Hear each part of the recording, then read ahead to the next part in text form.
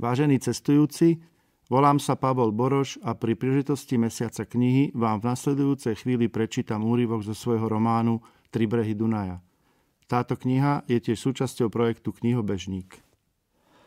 Včera si poprvýkrát od obsadenia mesta sadli na dlhšie a mohli sa nerušene porozprávať.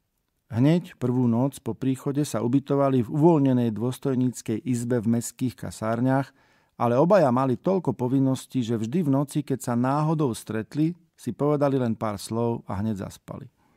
A ráno to bolo podobne. Až na Jirkovo dôrazné naliehanie Michal naveľa súhlasil a odriekol všetky večerné stretnutia.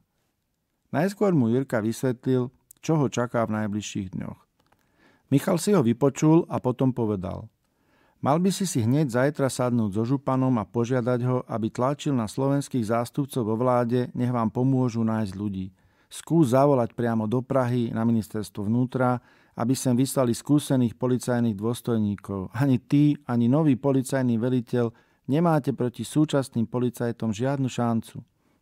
Jirkovi trochu preskakoval hlas, čo sa mu stávalo, keď sa snažil potláčať zrušenie. Najlepšie by bolo celú políciu zrušiť, rozpustiť, rozprášiť. Prečo sa s nimi musíme takto zapodievať?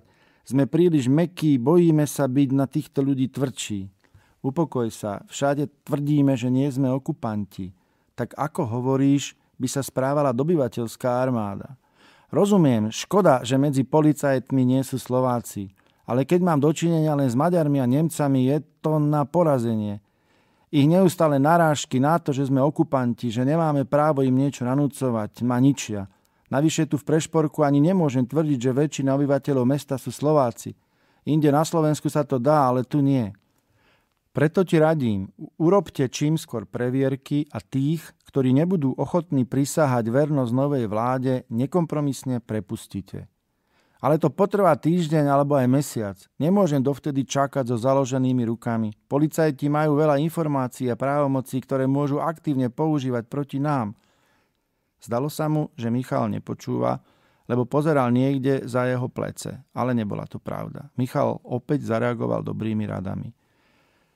Kontroluj ich, rozprávaj sa s nimi, vyžaduj stanoviská, daj im pocítiť, že ty máš v rukách peniaze na výplaty, že z Budapešti už nedostanú nič, že peniaze prídu z Prahy. Trvaj na tom, že chceš mať kontrolu nad finančnými tokmi, ale aj nad personálnymi zmenami. Ak zistíš niečo podozrivé, okamžite konaj, obráť sa na župana, na veliteľa posádky.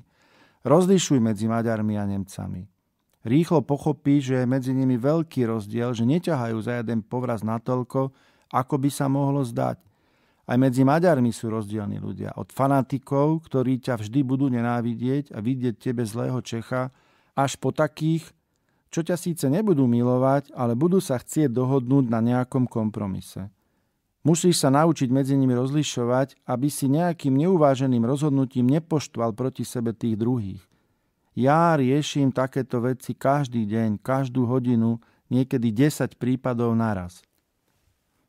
Michal si plnými dúškami odpil z pohára vína. Kúpil ho u známeho majiteľa Viechy, ktorému chodieval ešte počas štúdií na maďarskom gymnáziu občas vypomáhať a privyrábať si tak pár korún. Jirkovi sa páčilo, čo mu povedal, dávalo to zmysel. Už dávnejšie si však všimol, že s Michalom sa niečo deje. Už to nebol ten veselý a vtipný priateľ, akého spoznal pred časom v Taliansku. Často ho videl zamračeného, smutného a opitého. Väčšinou sa vracal do kasárny neskôr ako on. Už niekoľkokrát sa Jirkovi zdalo, že z neho cítiť alkohol.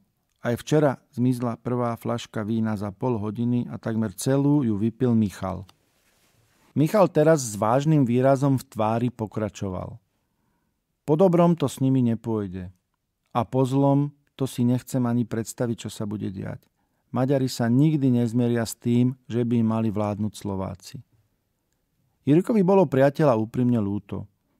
Už sa ho bál opýtať, či sa Kvetka ozvala, lebo na otázku položenú takto priamo reagoval vždy veľmi podráždene.